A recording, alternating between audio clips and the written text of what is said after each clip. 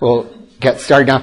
This talk on recent books of interest to Austrian tends not to attract too many people, although there are still too many as far as I'm concerned. Ideal number would be 0.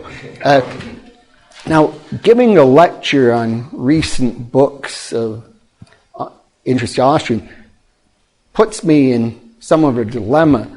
On the one hand, there are a lot of books. There are always books being published. Someone once said an academic is just a book's way of producing another book. But the problem I have is that I have to, since these are books supposed to be of interest to Austrians, they want me to give books that I like. That cuts down things very much. That's very hard for me to do, to come up with books that I like. But I managed to come up with some, although this may be a rather abbreviated lecture. Now, the first book I want to mention is a little bit far afield from the main topics we've been discussing in economics. This week it's somewhat of an application of economics. And this is an anthology edited by Paul Cantor and Stephen Cox called Economics in the Literature of Liberty. Paul Cantor, you may know, has lectured a number of times at the Mises Institute. He's one of the world's leading Shakespeare authorities, and he's written also an authority on 19th century Romanticism. Now, the starting point for the book is a new way of looking at literary criticism. In the period in literary criticism, say from around the 1930s through the 1960s, the dominant dominant approach in literary criticism was called the New Criticism. And some of the pioneers in that movement were Cleonth Brooks, Robert Warren, I.A. Richards. And what these people did was they say, you shouldn't consider a literary text in response to its historical background. You should just look at the text as an artifact or an entity as its own. As one book in that movement was by W.K. Wimsatt, who was a professor at Yale. He was also, Wimsatt was a very funny character. He was about nearly 7 feet tall, and when he'd go in the stacks at the Yale English department, he would just sort of reach to the top and pick out books. But so they had a book called The Verbal Icon. That was one of his books. So he was saying the literary text is sort of something self-contained. We're just trying to analyze this. And what the new critics did, they were extremely good at extracting every possible drop of meaning from a given text. And so they specialized very much in short poems. They would try to analyze the very short poems in which every aspect of the text, every word had some meaning. Now, there's a reaction against these new critics, and there was a movement called the New Historicism. Stephen Greenblatt is one of the leading people in that. And what these people said was, no, we shouldn't just consider the literary text by itself. We need to look at the historical background as well. And Cantor and his collaborators are very much in sympathy with this notion of looking at the historical background to enable us to understand literary text. But they say there's a big problem with the new historicism, namely that when they want to understand the literary text and understand the text in relation to its economic background, the economic theory they are principally use is Marxism. So as you can imagine, people who like Austrian economics aren't entirely enthusiastic about this way of doing things. So what Cantor and Cox and other people in this volume, like Thomas Pazer, who was a student of Cantor's at one time, want to do is they want to say, can we apply Austrian economics to try to understand literature. And one of the things they do is they make use very much of Hayek's notion of spontaneous order, that rather than consider the text completely as something created by the author, they suggest in some cases that the text, the written text, comes about through some kind of process that isn't totally under the control of the author. Say, the author will send in his text, and then the publishers and editors do various things with it, and somehow the result will come out a finished work that's not been planned by anyone. And Cantor, for example, has a paper on the 19th century English novelist Elizabeth Gaskell, where he points out how her stories were very often altered by publishers, and also sometimes writers such as Charles Dickens would write for magazines. Their novels would come out first in serialized form, and they would change what they were saying in response to how the audience viewed the particular stories that they say. If, the audience seemed to like a particular character, then that character would get more prominence in later versions of the story, and otherwise the unpopular characters would be dropped. And there are other very interesting articles in the book. For example, Cantor he shows how the poet Shelley, who's usually pictured as a very radical, somewhat precursor of socialism, was a radical, but he was more of a libertarian radical rather than a socialist. And in some of his works, he's very much in accord with Austrian business cycle theory. Now, I want to turn from that book to a completely different book, although it has some relation to literature, because one of its proposals would have a very strong effect on literature. And this is a book called Against Intellectual Monopoly by Michel Baldrin and David Levine. Intellectual property is a very hot topic these days. I think this is a very good book on the subject. Now, these authors aren't interested, or if they are interested, they don't discuss it in the book, in a kind of a natural rights approach to patents and copyrights. But what they do is they give empirical arguments suggesting that patents and copyrights are not a very good idea. I find the arguments they devote most of the time to discussion to patents, although to some attention to copyrights as well. Now, what they suggest, you see, they say, they're considering, say, not rights arguments, but really arguments just on would it be beneficial or not very beneficial to get rid of patents and copyrights. So one of the arguments that's frequently given for patents is that we need them to promote innovation, that we won't have, say, why would people want to invent new processes if they can't patent it? If say, they produce something and everybody else can take over their ideas, why would they go ahead and produce anything?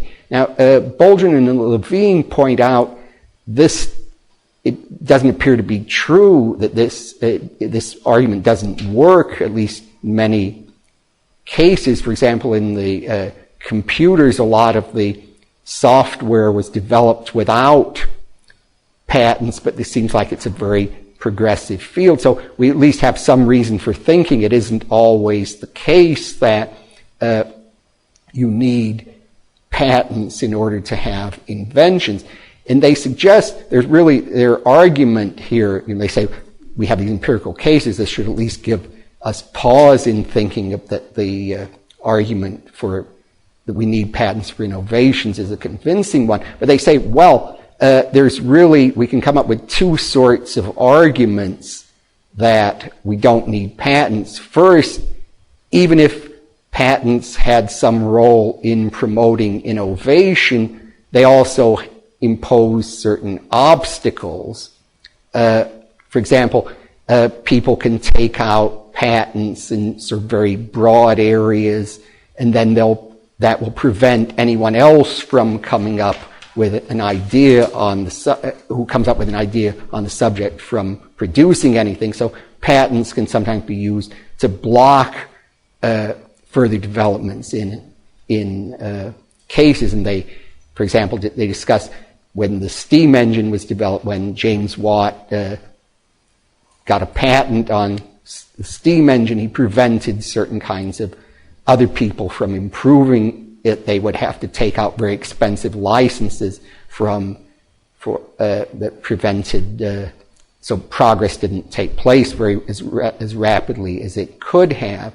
And then also they suggest one way that progress takes place in technology is through one person imitating what somebody else is doing. So they say, well, if ideas are out there, then other people can make use of them, and then they'll be able to benefit from them, and they'll develop them.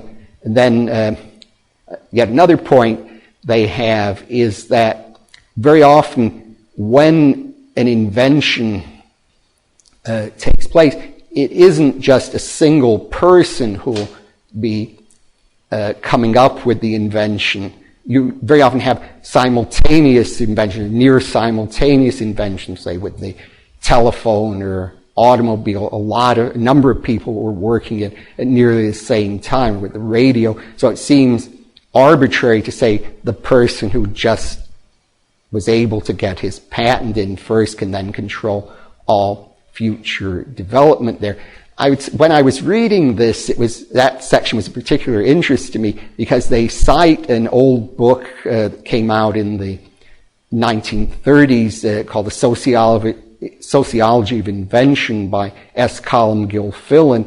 And he was someone, I knew him in his later years when he was in his 80s. I knew him when he was at UCLA. He was one of the great characters. I remember he told me he remembered meeting Theodore Roosevelt when he was a little boy, and then he showed me his Phi Beta Kappa key. It said University of Pennsylvania 1910. I suppose some of you will view me as at least as ancient as I viewed him at that time. But that's a bit of a digression, but that never stops me. So this is their arguments that sort of patents can impede innovation. Now they say, well, how though could you counter, or what is their counter to the other side of the argument, namely that you need patents because otherwise people won't get anything from their inventions. Why would I work and try to develop something if I'm not going to be able to get a profit by putting a patent on it and getting what I want? And they say, they suggest in many cases there's a great advantage to the person who gets there first, even if other people are able to copy him later on. He still gets a lot just by getting in first, and he's able to earn significant profits. They don't think this is true necessarily in all cases. I mean, there might be cases, say, where people produce, say, a book, and then other people are able to copy it almost immediately. But so there's limitations on their argument. They suggest, at least in some cases, that people can benefit from innovations without having patents. So see, to just sum up, there's two parts of their argument, that patents and copyrights impose bars to innovation, and we can also, the positive argument for them is weak in that people can get profit without getting a patent. Copyright is a bit more problematic, but they make most of their argument is devoted to patents. Now, I'm going to turn now to two other books that deal more on, I think would be interesting, excuse me, dealing with political philosophy of a libertarian kind. And one is called Deleting the State by Ion Scoble. I think he's the only person I've ever encountered with that first name, Eon, A-E-O-N. I guess his parents like Greek words, but that I don't know. But they were hippies. Pardon me? They were hippies, if that helps. Oh, well, then they definitely like Greek words. Or hippiests. Is that of major importance? Maybe it's the minor one. But, all right, so what Scoble suggested, he's dealing with a very important controversy, I'm sure you all know this, in libertarian theory, between anarchists who think that we can get along entirely with private protective agencies. We don't need a state. And minarchists who say, no, we do need a limited state. And he suggests that the minarchists really would be anarchists if they thought anarchism was feasible. That he thinks that minarchists really recognize that the state is, since it's a monopoly of forces, and really interfering with individual rights, but they think that we really have no choice. We have to put up with this because otherwise we would get into a Hobbesian situation. Everybody would be fighting against everyone else. We couldn't really survive unless we had some single source of authority to keep people in line. So he says that, well, the minarchists say we really need to have a minimal state. We don't really like this because it would be better, if people could just make whatever arrangements they want for protective services, but we have to put up with this. So what Scoble's principal project in the book is to say, well, there's good news. We don't need to have a state in order to preserve order. We can escape this Hobbesian trap without a state. And here he appeals to certain research in game theory where the notion that he develops is, the familiar prisoner's dilemma, where people can't reach an agreement. He says if people have repeated prisoner's dilemmas, then experimental evidence shows they can reach agreement. Supposing, say, in the familiar prisoner's dilemma, someone gives, someone's told if he confesses, he'll go to jail, and if this other person doesn't confess, and he confesses, he'll get a light prison term, but he'll still go to jail. But if he doesn't confess and the other one does, then he's really going to get a heavy sentence. Now, if both of them refuse to confess, they go free, but both of them will wind up confessing, so they can't reach what would be the outcome best for them. That's a very confusing way of putting it, but I'm not going to put up these diagrams. That would be asking too much of me. I'm not going to do that. No, I'm sure you all know this anyway, so that's why I'm not going to do that. But what Scoble does, he appeals to research, especially by Daniel Axelrod, who's a political theorist, saying, well, in repeated dilemmas, people can get out of this kind of predicament. So what Scoble says is, in this Hobbesian state of nature, people could just, since they knew they would be agreeing with each other, knew that they would be bargaining with each other a number of times, they would be able to reach some agreement, so we wouldn't really need to have the state. It isn't that people would make agreements, but then nobody would be able, people would just worry that no one would keep these agreements because they'd know they'd be having to bargain with people again. So it's iterated nature of this the bargaining situation, according to Scoble, solves this problem. We don't need to have a state in order to get out of the Hobbesian situation. Now, I'll tell you one story about this book. It got me into a bit of trouble with Scoble. He applied this model to, he was discussing various of the minarchists. He said, well, these minarchists are really Hobbesians, but they would prefer to have anarchism, but they're in this, they think we're in this kind of Hobbesian situation. So what choice do we have but to have a minimal state? So he applied this to Robert Nozick's, the first part of Nozick in Anarchy, State, and Utopia. Now, you see, when the book was published by Open Court Publishing Company, they sent me the manuscript to evaluate. And I said I thought it was a very good book, but I thought the section on Nozick was all wrong, and I put in some where I thought he misunderstood Nozick. Then, when the book came out, he totally ignored anything I said. So when I did a review of the book, I attacked that section. I said, oh, it was, he had this, it was in an anthology in one of Roderick Long's books, and I just said he totally misunderstood Nozick. He just didn't understand. He got a bit upset about this, just because I was giving my usual mild criticisms. But I had some correspondence with him, and they were on much better terms now, but take it from me, he really doesn't understand Nozick.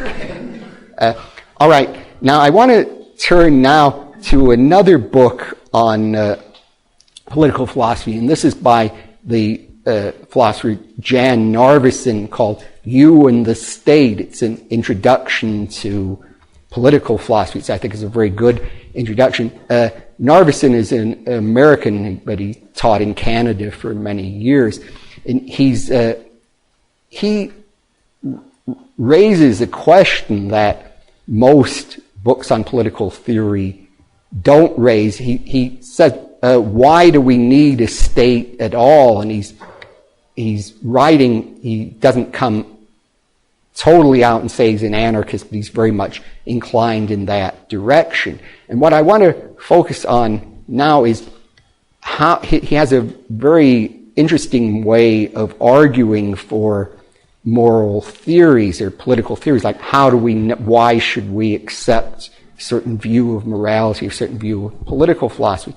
Now, one way of doing it, and one that I must say I'm myself sympathetic to, appeals to people's moral intuitions. That's to say, by intuition, we don't mean feelings or hunches, but judgments that we make on particular situations. For example, say one way one might defend the libertarian principle of self-ownership is to say something like, supposing someone needed a kidney transplant, and you have 2 functioning kidneys. So he says to you, well, I'm going to take one of your kidneys, you'll still have one, and I need your kidney so I can live. Wouldn't one think, even if he did need it and you could survive with one, it should be up to you to decide whether you want to give him the kidney? Of course, if anyone asked me, I'd say no automatically, as any reasonable person would. But here, I'm not mentioning this example just to talk about, I'm not going to talk about self-ownership, but you see the method here is appealing to our judgments on particular cases. So Narveson doesn't like this approach. He said a problem, if you appeal to moral intuitions, is people will have very different intuitions on these cases. So really, that's not a good way of proceeding. You have to, so he says, for example, let's take just some cases, say some people will be very convinced that abortion is really murder. They'll say, look, isn't it obvious this is murder? Other people will say, no, isn't it obvious a woman has the right to control what's going on in her own body? And they take it as obvious that abortion is all right. So, according to Narzen, well, if you just appeal to people's intuitions, we really can't settle questions like that, so we should come up with something else. So what he proposes is we should say, what is sort of, imagine people in a society have to come up with some rules by which they can agree on some rules by which they can get along, say. So what would be the minimum set of rules that people would agree on?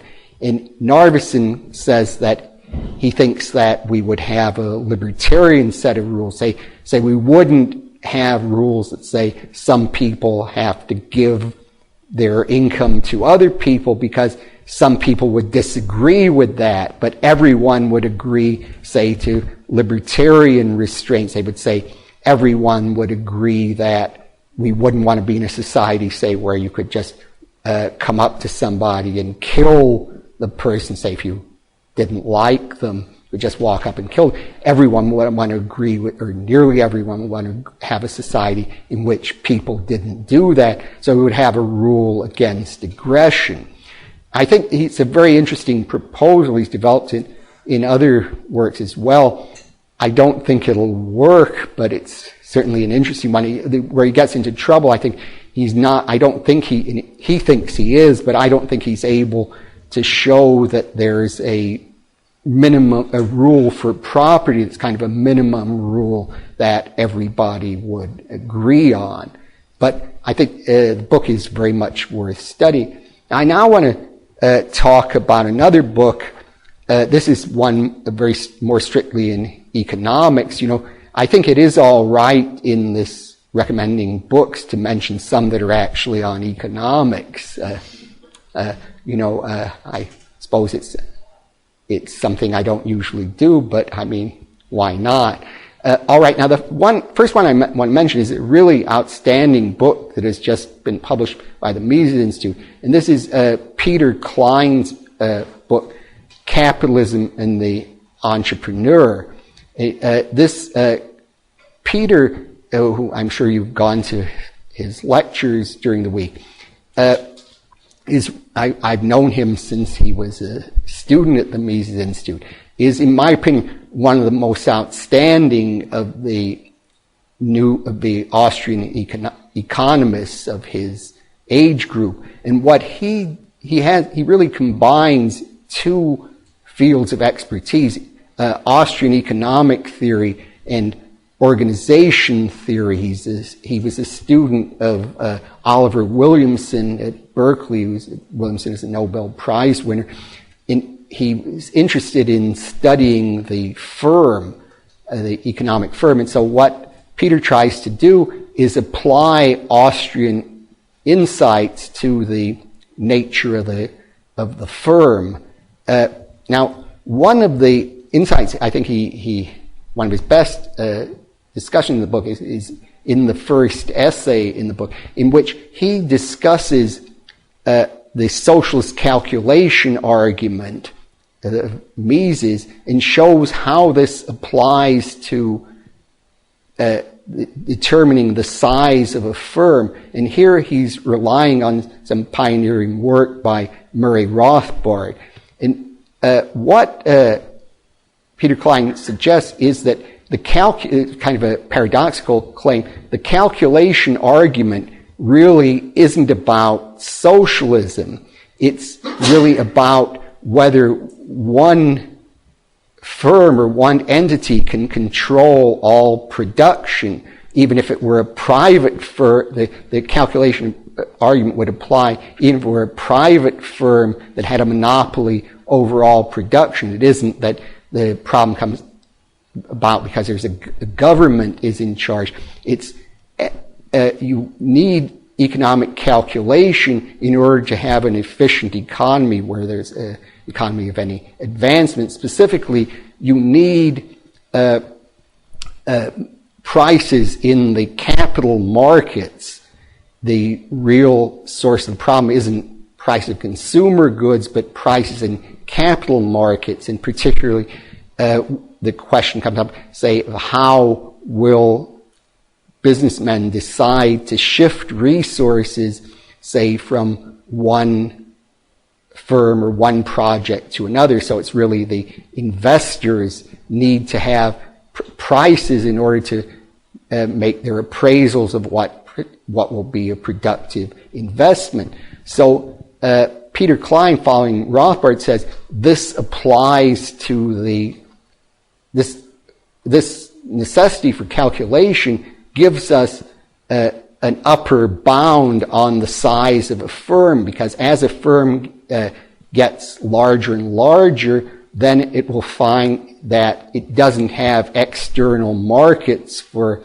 certain of the resources that it uses, and then there'll be a breakdown in calculation. So in Rothbard's phrase, we'll have islands of calculational chaos, and this will pose a limit to the size of the firm.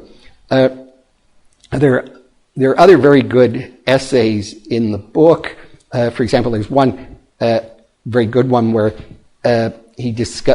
Peter discusses the Frank Knight's conception of risk and uncertainty and shows how this applies, relates this to Mises on class and case probability. And one theme in the book that I'll mention also is that Peter is very critical of Israel Kirzner's conception of the entrepreneur, where the entrepreneur is viewed is sort of separated, just viewed as seeing opportunities for arbitrage.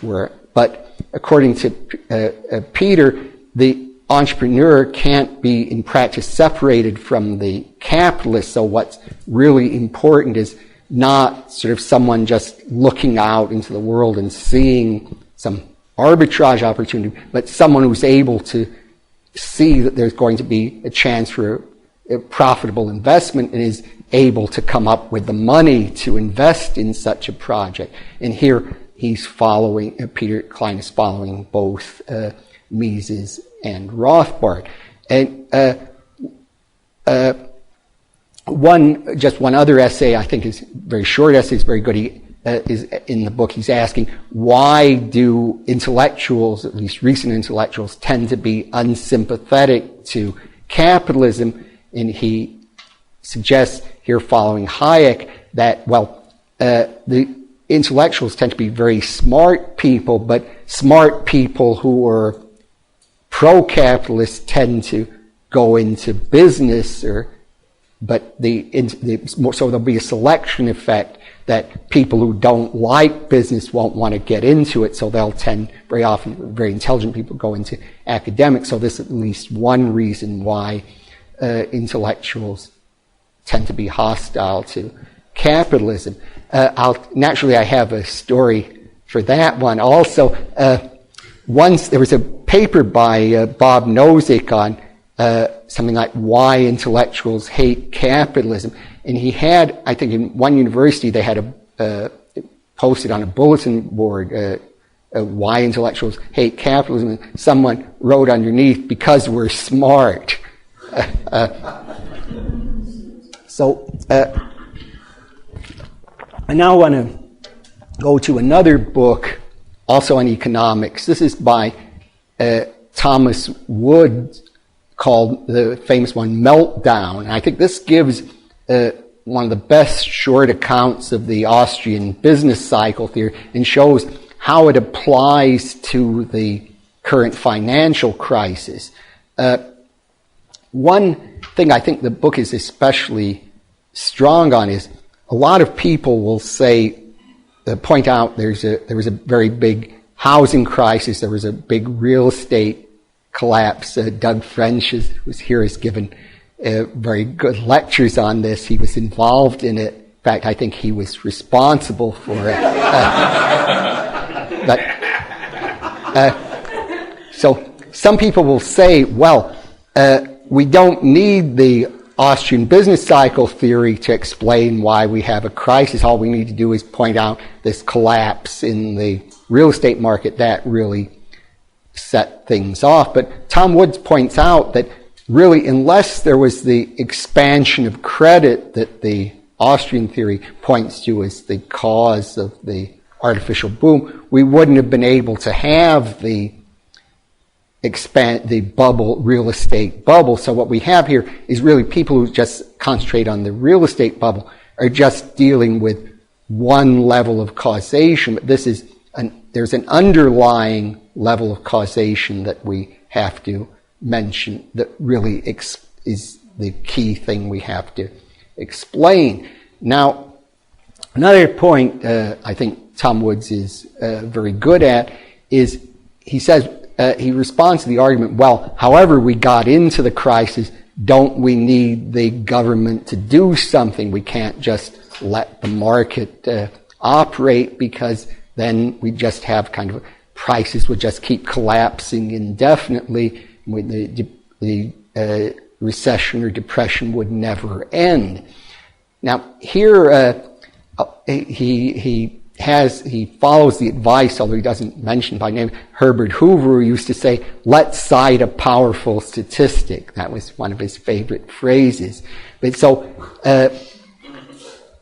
Tom Woods points out in the 1920 and 21, there was a big collapse in the American economy, quite much more severe, in fact, than somewhat more severe than the 1929 depression, and yet the administration, which was sort of the end of Woodrow Wilson's administration, beginning of Warren Harding's administration, really responded by not doing much at all. They really followed just this policy that the critics of the free market say will lead to disaster.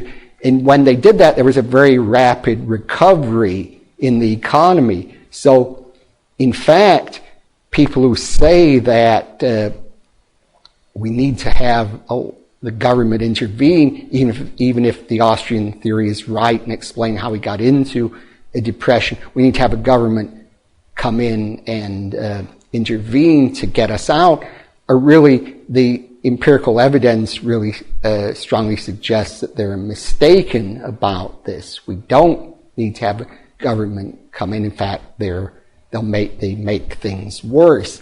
Now, the lesson that Woods points out here, I think, is reiterated in the next book I want to mention. This is one by Robert Murphy, called The Politically Incorrect Guide to the Great Depression and the New Deal. By some coincidence, it seems to be a lot of the books that I'm recommending are by people who were lecturers at this program. I don't have any explanation for that coincidence, but I will note it.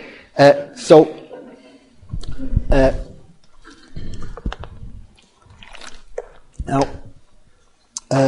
one of the points that I think Bob Murphy is very strongest on, I'm sure you've gotten this from his lectures, he's able to explain very complicated or rather complicated economic theories in terms that are very easy to grasp.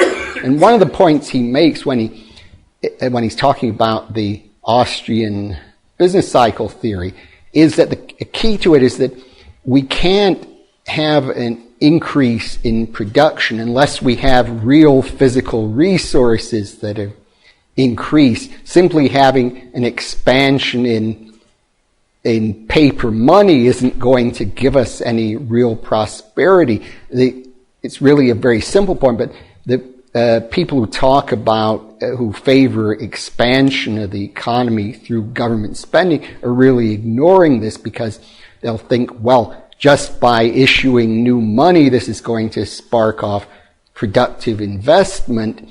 But it turns out these projects can't be sustained. These new investments can't be sustained unless there are really physical resources present. When it turns out there aren't, then there's going to be a collapse. Now, one of the things I found most interesting in Woods's book is his response to Milton Friedman's interpretation of the Great Depression. You remember there's a very strong contrast between the Austrian view of the Great Depression, as best exemplified in Murray Rothbard's great book of 1963, America's Great Depression, and the interpretation given by Friedman and Anna Schwartz in their famous monetary history of the United States. What Rothbard says is there was an expansion in the money supply caused due to the Federal Reserve System, principally the governor of the New York Fed, Benjamin Strong, was trying to help out his friend Montague Norman at the Bank of England. So they had an inflationary expansion of money and credit in the 1920s, and then this collapsed.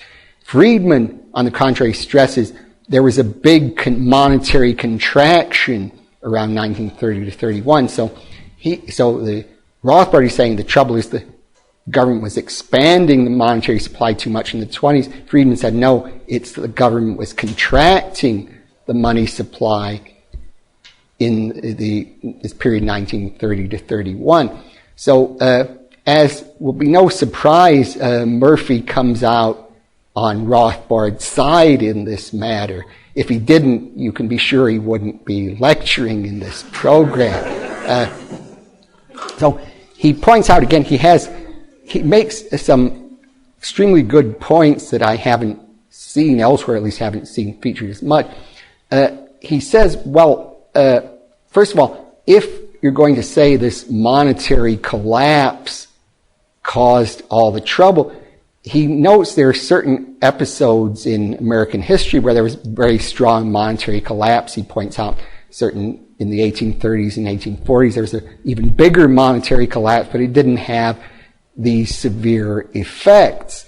Then he also points out that after this monetary contraction that Friedman's talking about, then the Fed did everything it could to try to increase the money supply. It was really doing a lot.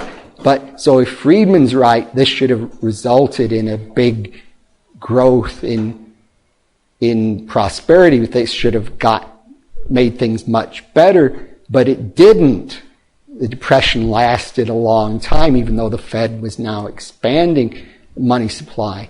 And there are all sorts of points that Woods makes in the book. I'll just mention one more. He says that Herbert Hoover, contrary to his reputation, was a very big spender. Right after when the Depression struck, he started increasing federal spending much more than before. It is true that after a couple of years he stopped this and was trying to deal with the deficit. But for the first couple of years, when the Depression hit, he was doing all he could to increase government spending, and this didn't help. So Murphy is following along with Rothbard's pioneering efforts to show that Herbert Hoover, in spite of his reputation, was not an economic conservative, was quite radical. So Hoover, we don't, or at least mainstream historians don't usually think of Hoover as a big spender, but it turns out that he was. Now, in talking about government spending during the New Deal efforts to get out of the Great Depression, we of course have to think about Lord Keynes's theory, because Keynesian economics certainly wasn't the only type of economic theory that was influential at the time. It was one of those that favored government spending, fiscal policy to get out of the Depression, and it's continued to be strong ever since. Paul Krugman is a very famous economist nowadays who's very much an old-fashioned Keynesian. He's always favoring more spending. So I wanted to mention, I think, a book I think is very helpful an introductory book, very clearly written, in explaining, discussing Keynesian economics. This is by Hunter Lewis, called The Trouble with Keynes. Now,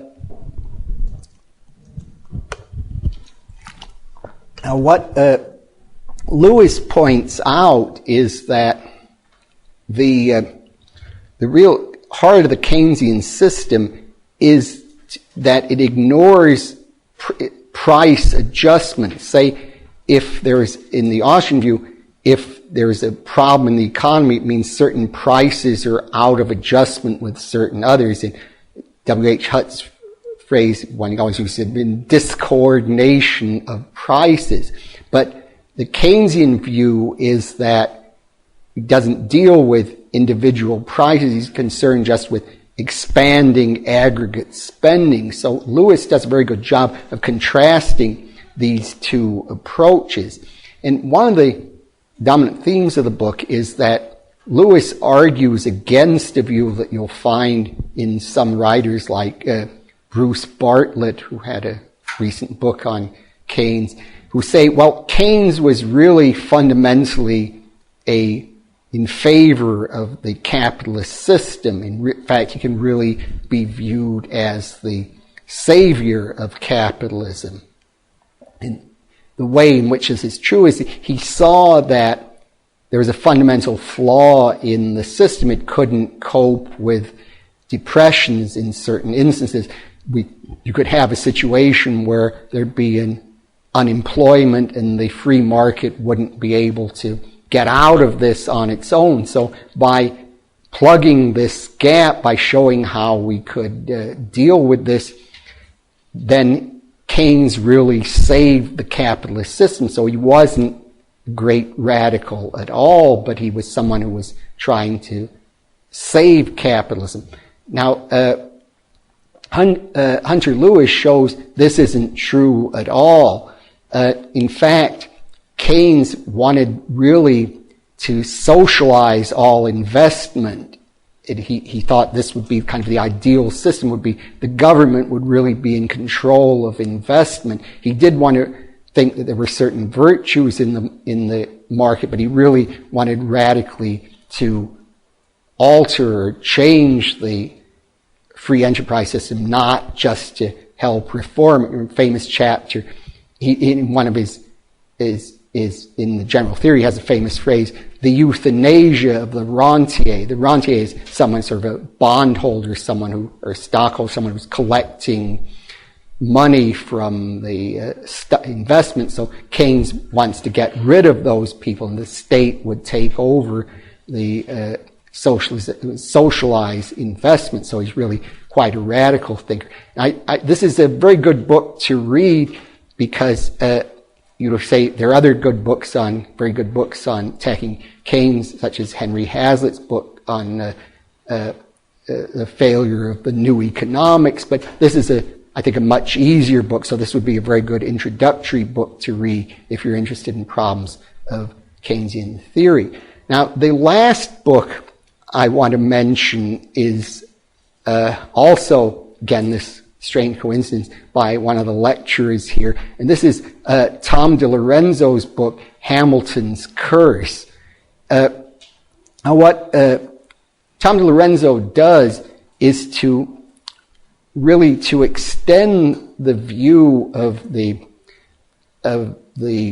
we find, say, in the books by Woods and Murphy, where you have a contrast between the free market view and, say, the view that capitalism needs regulation by the state, the Keynesian view. He extends this into past American history and shows that we can find that there's a contrast. We have a contrast between these conflicting visions. One says people really don't need extensive government regulation. The other one, that people do need extensive government regulation. The state has to be in control and plan the economy. This extends to the beginnings of America's existence as an independent nation. And in particular, DiLorenzo draws a contrast between the first Secretary of the Treasury, Alexander Hamilton, and his great opponent, the Secretary of State under George Washington, Thomas Jefferson. Hamilton was someone who believed that he wasn't an opponent of capitalism. He didn't favor socialism, but he thought that the state has to really build up industry, say, by tariffs and having internal improvements like roads and canals. He thought that the government really should be in control. And following the British historian Cecilia Kenyon, De Lorenzo calls Hamilton the Rousseau of the right. He says Hamilton was always talking about the general will, but famous phrase from Rousseau. So he thought that the legislator, the sort of the person of supreme wisdom such as himself, was really able to incarnate the general will, and then he would be able to guide the economy. Whereas his opponent, Jefferson, was someone who said, no, we don't need to, people can manage by themselves. The central government in the American constitutional system has only extremely limited powers. The states form the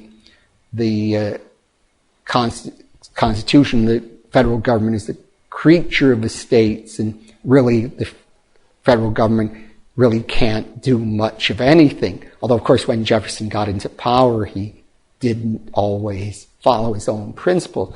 Now, De Lorenzo shows that this dichotomy between Hamilton and Jefferson really recurs at various key points in American history. For example, Henry Clay, with his famous American system, which was also one of tariffs and internal improvements, was very much a follower in the Hamiltonian tradition. And then the one that Clay's great biggest fan was Abraham Lincoln, who is someone whom Tom doesn't like very much, at least if we can say the fact that he's written more than one book attacking Lincoln is evidence he doesn't like him. So Lincoln can be seen precisely as a centralizer in this tradition. Someone who says the government needs to be in control, the government has to be regulating the economy. And again, he goes on further in the book to say that the progressives under Theodore Roosevelt and the New Deal of Franklin Roosevelt are also in this Hamiltonian tradition, and he draws parallels between these people, the New Deal, and the European fascism of Mussolini. Again, we have the notion under fascism, it's one in which the form of capitalism is preserved. You have private firms, but the government is telling them what to do. So really, fascism and the New Deal have very strong affinity. So, much to my surprise, I managed to come up with a few books I can recommend. So I think we'll stop there. Thanks very much.